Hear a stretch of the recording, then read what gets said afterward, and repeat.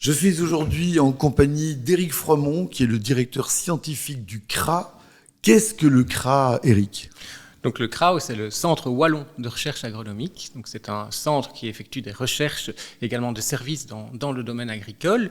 Il y a à peu près 440 personnes au CRAW, dont une centaine de scientifiques qui travaillent sur les différents topics en lien avec l'agriculture. Donc pour vous, la durabilité, c'est un sujet au quotidien, ça tombe bien puisqu'on va parler de durabilité.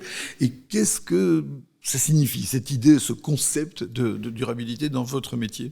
Donc, en tant que scientifique, nous sommes bien entendu au service des agriculteurs et du secteur agricole dans son ensemble. Donc, la durabilité, nous, on la voit essentiellement à l'échelle de l'exploitation agricole et également des différentes filières agricoles. Alors, c'est une notion relativement complexe, cette durabilité, qui a évolué en tout cas au cours du temps. Au début, bien entendu, on parle des 3 piliers de la durabilité, l'environnement, le social, l'économie, mais la définition de la durabilité a quelque part avancé un peu avec le temps. On voit apparaître dans la littérature scientifique, par exemple, des notions de résilience, comment les exploitations vont pouvoir passer à travers une crise, qu'elle soit sanitaire, économique ou environnementale. On voit également des notions de responsabilisation par rapport à des services écosystémiques. Vous savez bien que l'agriculture, elle permet de nourrir les gens, mais elle a plein d'autres avantages pour la société, que ce soit de stocker du carbone dans les sols, que ce soit de maintenir la biodiversité, qui est si importante pour notre société. De façonner les paysages. De façonner les paysages également, qui est culturelle, donc notre gastronomie aussi, tout simplement.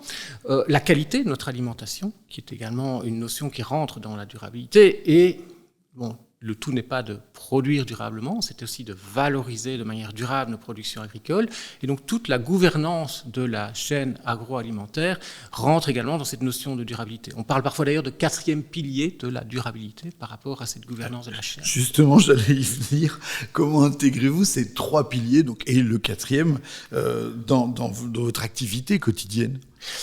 Alors, au niveau d'abord peut-être des missions de notre unité agriculture et durabilité, donc on essaye d'étudier la durabilité au regard des grands défis sociétaux, donc qui sont le défi climatique, c'est la préservation des ressources, le bien-être animal. Donc, comment les systèmes agricoles peuvent répondre à tout cela.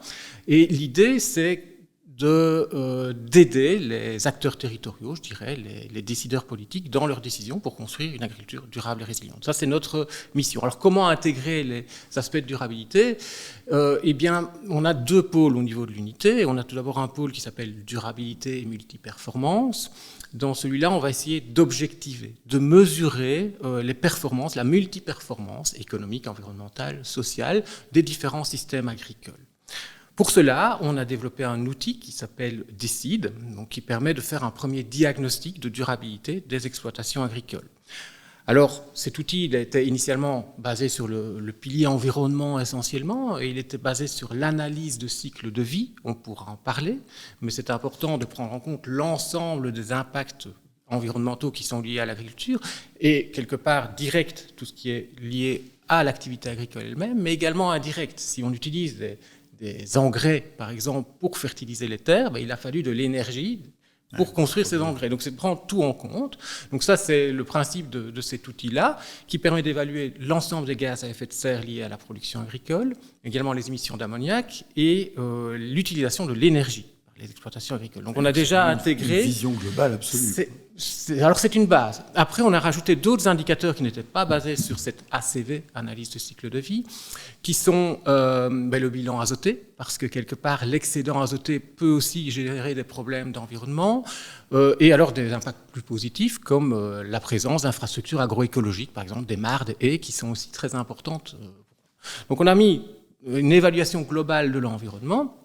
Mais la durabilité, ce n'est pas que l'environnement. Donc il a fallu après ajouter des indicateurs économiques et aussi des indicateurs plus sociaux, en termes de pénibilité du travail, par exemple de l'agriculteur, c'est quand même quelque chose d'important, en termes de perception de son métier, parce que c'est important d'être fier de son métier, d'échange avec la société. Donc, cette fameuse mentalité d'assiéger des agriculteurs. Exactement.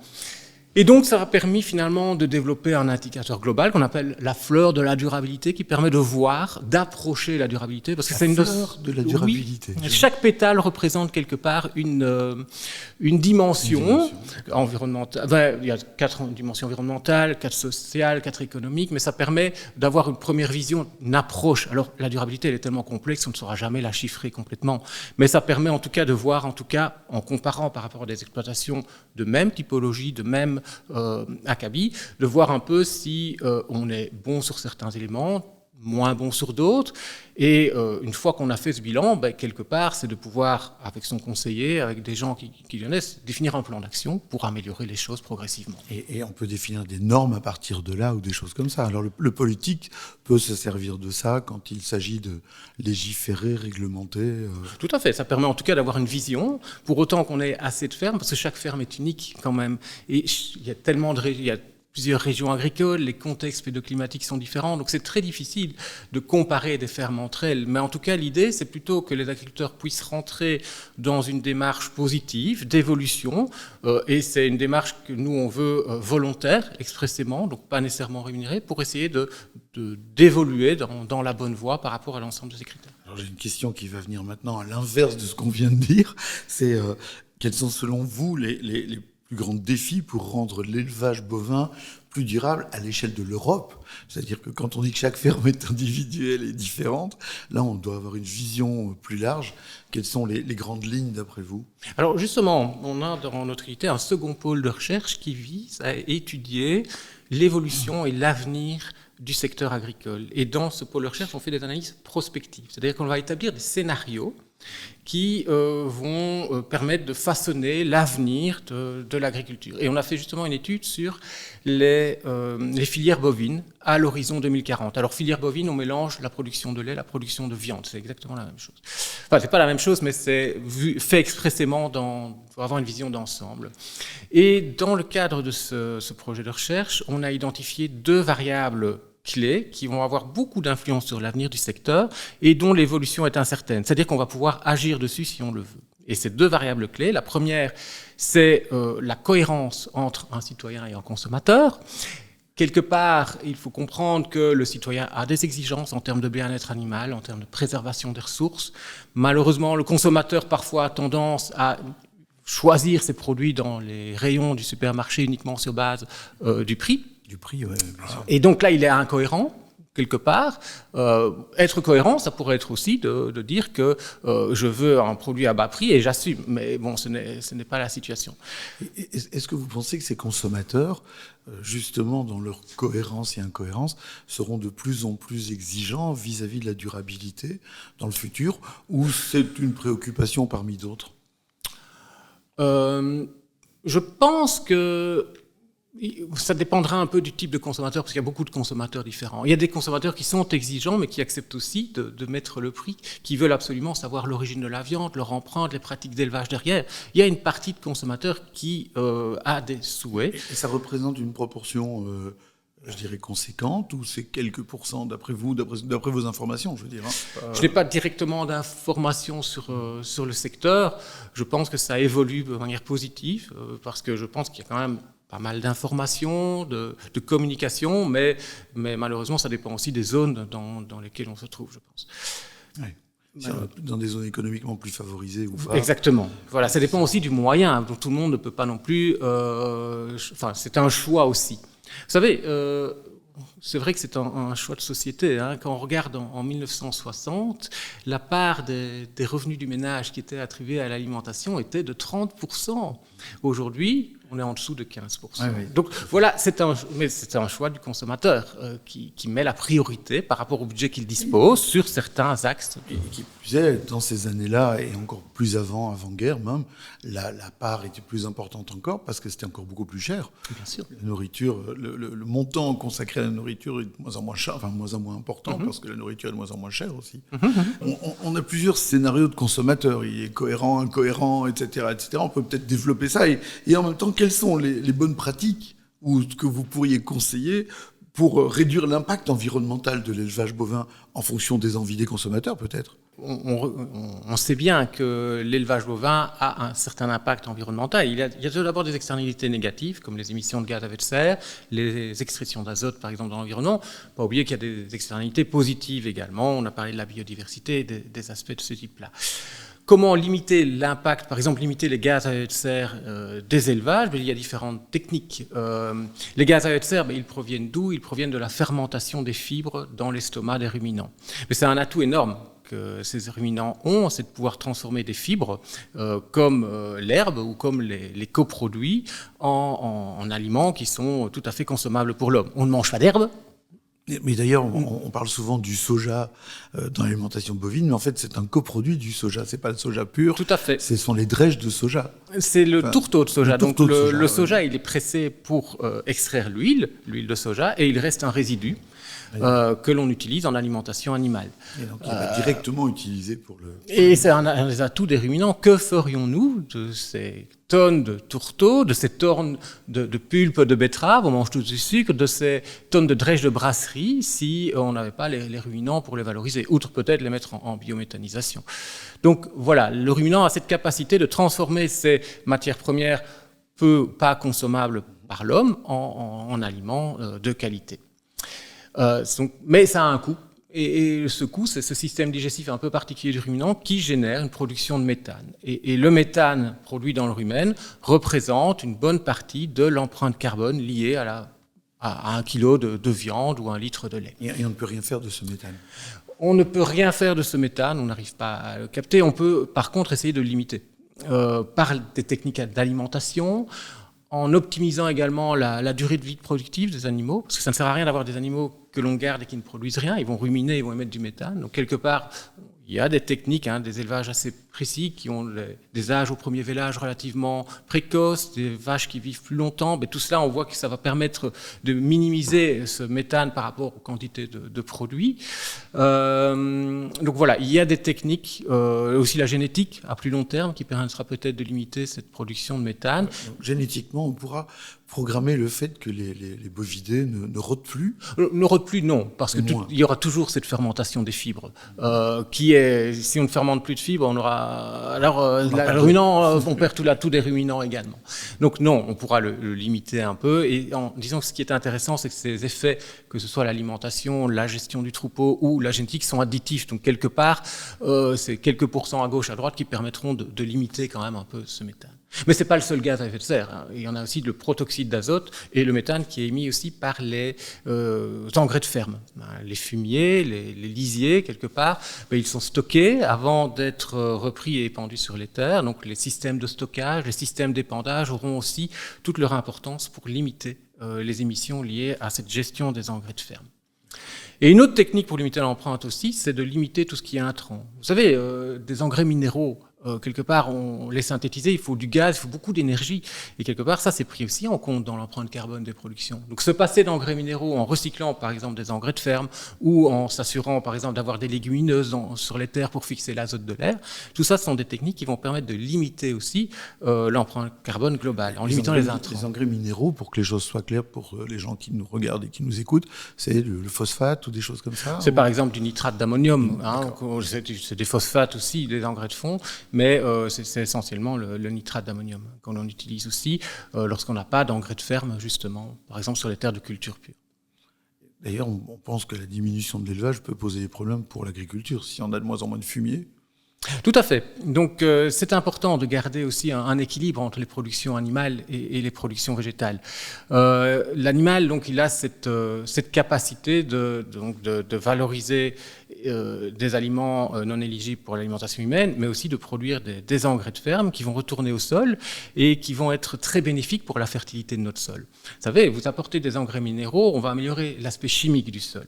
Mais si vous apportez du fumier, vous apportez des éléments nutritifs, donc chimiques également, mais vous avez amélioré la fertilité physique du sol et la fertilité biologique du sol. C'est-à-dire, un sol avec du fumier va permettre de mieux retenir l'eau, par exemple, et donc ça va permettre d'adapter les exploitations aux sécheresses, avec cette fertilisation organique. Ça va permettre aussi de nourrir le sol, d'avoir cette microfaune active dans le sol qui est très importante. Et ça va apporter du carbone, le sol. C'est ça finalement, ça va permettre d'avoir un sol aéré et donc finalement un sol fertile. Et quelque part, ça va permettre d'avoir de bons rendements également au niveau des cultures. Donc c'est cet équilibre production animale, production végétale qui est très important, qu'il faut respecter. Alors, en tenant compte de tout ça, et c'est un sacré programme, quels sont les conseils que l'on pourrait donner, j'irais simplement, aux producteurs qui voudraient s'engager dans une filière bien particulière de durabilité et moins impactante? La première chose que j'aurais tendance à lui dire, c'est d'abord d'évaluer, de mesurer ses performances environnementales. Et donc là, par exemple, réaliser un bilan des sites de durabilité pour voir quelque part comment ils se positionnent par rapport à des fermes similaires à la sienne. Ensuite, une fois qu'on a ce bilan, il faut un peu l'analyser. Donc là, peut-être faire appel à un conseiller pour discuter avec lui des pistes d'action que l'on peut mettre en place. Et puis, mettre en place un plan d'action dans lequel on croit vraiment. Il y a parfois des actions qui peuvent être très bénéfiques dans un cas et qui ne le seront pas dans d'autres. Par exemple, on voit que des exploitations qui sont autonomes, qui produisent leurs propres aliments, ont souvent moins d'impact en termes de gaz à effet de serre que des exploitations qui importent des aliments sur la ferme, qui ne les produisent pas. Maintenant, si l'agriculteur peine en termes de quantité de travail, qu'il n'en sort pas dans le travail quotidien, quelque part, si on lui dit il faut cultiver tes cultures, nourrir le bétail, quelque part, ça va peut-être le pénaliser, ça va peut-être être difficile pour lui et ce sera inconfortable. Donc, il faut pouvoir mettre en place des actions qui sont propres à la ferme et à l'environnement. Il n'y a pas de recette unique, c'est ça que je veux dire. C'est que, quelque part, la piste d'action, il faut les choisir en fonction de la ferme et des souhaits de l'agriculteur. Bien s'adapter. Et à quoi ça ressemblera, d'après vous, l'élevage idéal en Europe dans les 10 ans qui viennent? Alors, pour moi, il n'y aura pas un élevage idéal. De grâce, gardons la diversité. On a des secteurs agricoles, des zones agricoles qui sont très diversifiées. On ne va pas faire le même type d'élevage dans des zones montagneuses que dans des zones de plaine. Donc, quelque part, il faut valoriser au mieux les ressources que l'on dispose. Donc déjà, il n'y aura pas un type d'élevage. Il y aura plusieurs types d'élevage. Bon, plus globalement, je dirais que ce sont des élevages qui devront essayer de satisfaire l'ensemble des parties prenantes, l'agriculteur, mais aussi tous les maillons de la chaîne. Environnementalement parlant, moi je vois des élevages qui sont en tout cas liés au sol. Je pense que c'est important, ce lien avec le sol, cette valorisation de sources de matières premières non éligibles par l'homme et cet équilibre entre l'animal et le végétal dont on a parlé, ça me paraît important. Sur le plan économique, il faut quand même reconnaître qu'il faut des élevages qui soient rémunérateurs, un prix juste pour l'agriculteur et pour l'ensemble des maillons de la filière, une bonne répartition de la plus-value sur l'ensemble de la chaîne. Et alors, idéalement, des exploitations qui restent à taille humaine, qui peuvent être transmises, parce qu'il faut bien penser que le prix de la terre augmente, les élevages s'agrandissent, et de plus en plus, la transmission des fermes n'est pas quelque chose de facile. Il faut savoir que chez nous, en Wallonie, l'âge moyen des éleveurs bovins viande est de 57 ans, et tous n'ont pas un repreneur. Donc voilà, c'est une situation. Et peut-être sur le plan social également, je pense que là, il faut refaire du lien entre le consommateur et l'agriculteur. Il faut essayer de développer cela. Et il faudrait conserver une agriculture familiale dans laquelle l'éleveur finalement a son pouvoir de décision. S'il décide de travailler en qualité différenciée, de faire un produit qu'il a envie de faire, c'est lui qui le décide quelque part et pas avoir. C'est pas imposé par des gros élevages détenus par des entreprises où l'éleveur serait alors à ce moment-là un employé. Non, il faut qu'il puisse continuer à cultiver ce savoir-faire que l'on a depuis des années. Est-ce qu'en termes de durabilité, on ne peut pas dire que le low-cost alimentaire est la première cause de pollution ? C'est une bonne question. Je dirais qu'il faut faire peut-être attention.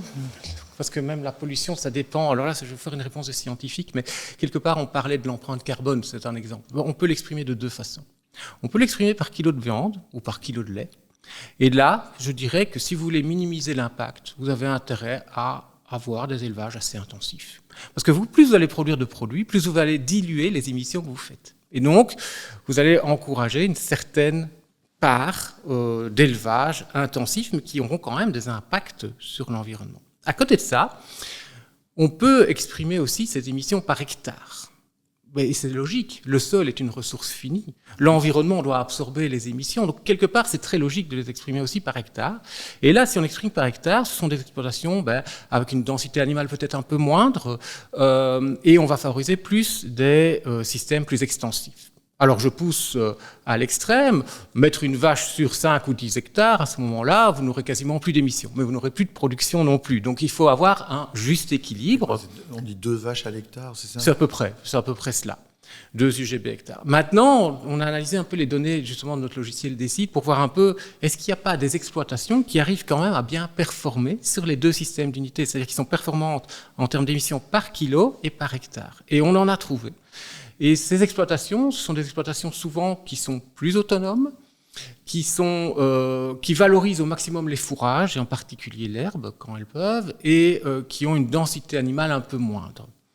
Donc ça, ce sont des exploitations qui sont top sur le plan environnemental. Maintenant, et là, la recherche doit continuer à avancer, on doit continuer à collecter des données. Il serait intéressant de mettre là-dessus des indicateurs économiques derrière, voir un peu si la marge bénéficiaire est également prenable. Mais voilà, donc il faut faire attention quand on parle d'impact. Comment en parlons-nous également? Et quand on parle de bien-être animal et de low cost, souvent c'est pas corrélé. Je veux dire, et on revient à l'incohérence du consommateur qui veut du bien-être animal parce que il a raison, voilà, mais qui en même temps est prêt à payer du poulet à 4 € du kilo. On sait qu'on ne peut pas y arriver. On ne peut pas y arriver. C'est important que le consommateur soit vraiment cohérent pour le secteur, parce qu'il doit savoir. Le producteur doit savoir ce qu'il doit produire pour satisfaire le consommateur qui, par son acte d'achat, quelque part, sera lui qui encouragera tel ou tel type d'agriculteur. On est tous responsables par rapport à ça. Hein, le fameux consommateur, en fait. Consommateur, voilà, exactement. On parle d'évolution, de voir à long terme.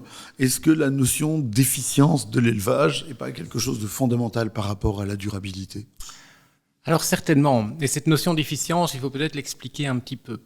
Souvent, on entend dans le grand public que les élevages de ruminants sont pas efficients. Et c'est vrai que si on regarde, on peut dire il faut 7 kilos d'aliments, grosso modo, pour faire 1 kilo de viande. Donc c'est pas très efficient, rapport 7 pour 1. Maintenant, il faut relativiser.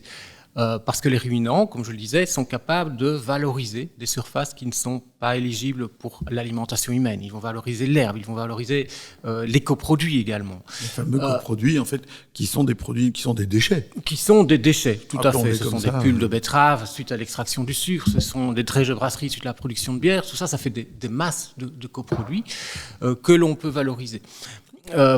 Dans l'alimentation animale. Et donc, si on regarde en termes de protéines, parce que souvent on parle en protéines pour la viande, c'est une source de protéines importante, si on regarde par exemple l'efficience nette cette fois-ci, c'est-à-dire la quantité de protéines comestibles que l'animal ingère par rapport à la quantité de protéines comestibles qu'il produit, eh bien là on voit que les élevages à l'herbe, les élevages qui utilisent beaucoup de coproduits, produisent plus de protéines comestibles qu'ils n'en consomment. Et donc ça c'est intéressant. Parce que ça veut dire que l'on arrive à produire des aliments à partir de surfaces qui ne sont pas éligibles. Et donc, quelque part, on tire quelque chose de ces surfaces. Et les prairies, elles sont quelque part obligées, certaines. Ce sont des fonds de vallée qui sont humides, ce sont des prairies en pente qui sont sur sol caillouteux, ce sont des prairies trop éloignées où on ne saurait quand même rien faire d'autre, on ne saurait pas implanter des cultures. Chez nous, c'est le cas essentiellement des prairies, elles ne sont pas cultivables. Et ce fameux rapport protéines consommées, protéines produites, c'est un rapport qui est favorable à tous les bovidés, plus que par exemple pour le poulet. Voilà, tout à fait. Les poulets, les monogastriques utilisent beaucoup plus de céréales dans leur alimentation, 50 à 70% de céréales, et donc ils vont être beaucoup plus en compétition avec l'alimentation humaine, parce que les céréales, nous, on peut les manger. Donc là, le rapport sera moins favorable à ce niveau-là. Et c'est quelque chose d'assez édifiant auquel on pense jamais, en fait. Tout à fait. Et ça, c'est un modèle futur. Et notre type de consommateur cohérent, incohérent, etc., comment est-ce qu'ils peuvent se rendre compte de ça? Comment est-ce qu'on peut leur expliquer, les amener à plus de cohérence? Leur mettre des chiffres? Mettre des chiffres, c'est peut-être compliqué, mais c'est en tout cas leur partager la manière dont on élève les animaux et tous les avantages qu'il y a de l'élevage lié au sol, de l'élevage à l'herbe, par exemple. Je pense qu'il faut communiquer là-dessus et ne pas laisser des idées qui sont des chiffres qui ne veulent rien dire. Qui ne veulent rien dire, c'est beaucoup dire. On parlait tout à l'heure de la consommation en eau, justement. J'allais y venir, oui. Ben voilà, ce sont des chiffres qui n'ont pas lieu d'être, qui ne sont pas cohérents. Parce que vous me disiez, donc cette consommation en eau, on peut revenir dessus, ces fameux 15 000 litres d'eau, kilos de bœuf, qui sont absolument pas cohérents. On était, vous me disiez, entre 5 et 10 litres d'eau. Ça dépend un peu, peut-être une cinquantaine de litres par kilo de viande. Il faudrait que je refasse les calculs, mais en tout cas, on n'est pas à 15 000 litres. Vous imaginez 15 mètres cubes pour un animal, ce n'est pas possible. 600 kilos. Il faut revenir aux méthodologies. Hein. C'est parce qu'en fait, c'est une méthodologie qui a été faite pour les industries. C'est le water footprint. On regarde la quantité d'eau qui rentre dans une industrie et la quantité d'eau qui en sort. Quelque part, et on fait un rapport. Et si on l'applique à l'exploitation agricole, l'exploitation agricole, ce sont des terres. Et dans ces terres, sur ces terres, il pleut. Et donc, cette pluie, elle est comptabilisée dans cette méthodologie. Mais il pleuvra toujours, qu'il y ait de l'élevage ou pas.